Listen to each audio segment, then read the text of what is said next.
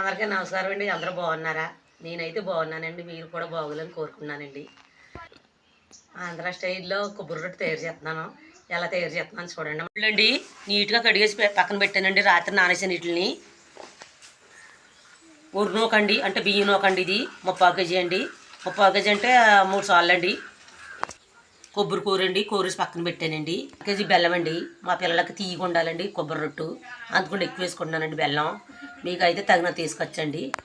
పచ్చెలగొప్పు అండి, రాత్రి నానేసి నీట్గా కడిగేసి పక్కన పెట్టానండి.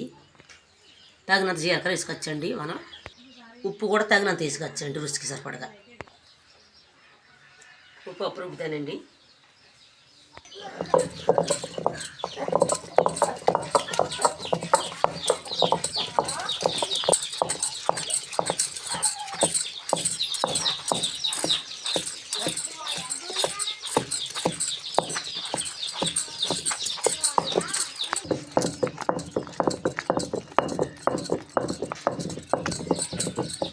నలిపోతుందంటే తీసేద్దాం.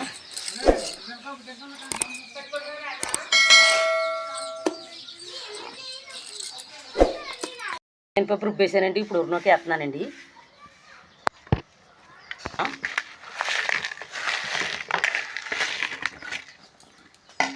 అలాగే శనగపప్పు కూడా వేస్తున్నానండి.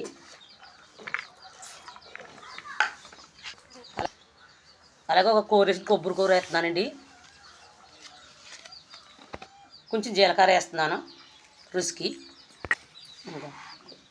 తగినంత ఉప్పు వేస్తున్నానండి. కలిపేసుకోవాలండి. ఇలాగా కలిపేసుకుంటూ ఒక అరగంట పక్కన పెట్టుకోవాలండి. అది బాగా మగ్గుతుంది. అప్పుడు వేసుకుందాం రొట్టు. ముందుగా మూకుడు పై మీద పెట్టుకోవాలండి.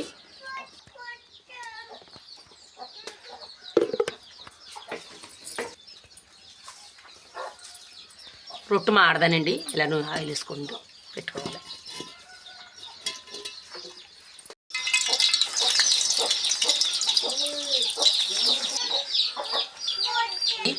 రొట్టు చిన్నగా మంట పెట్టుకోవాలి.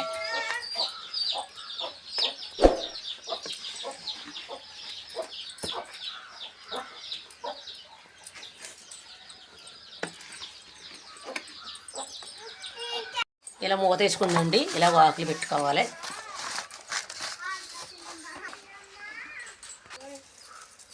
ఇలా పైన బొగ్గులు వేసుకోవాలండి.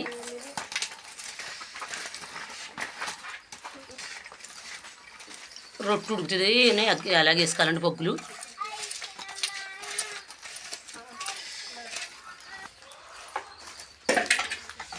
ఇలాగ చుట్టూరు సదురుకోవాలండి. కుదురుపాటుగా మగ్గుద్ది.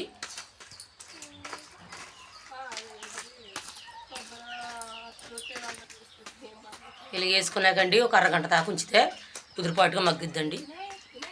అప్పుడు తీసుకోవచ్చు.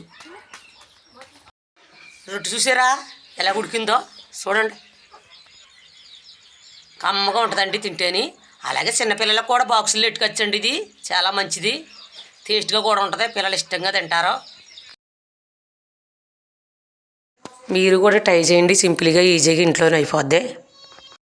అలాగే ఈ వీడియో నచ్చినట్టుంటే లైక్ చేయండి, సపోర్ట్ చేయండి. గంట సింబల్ మాత్రం మర్చిపోకండి.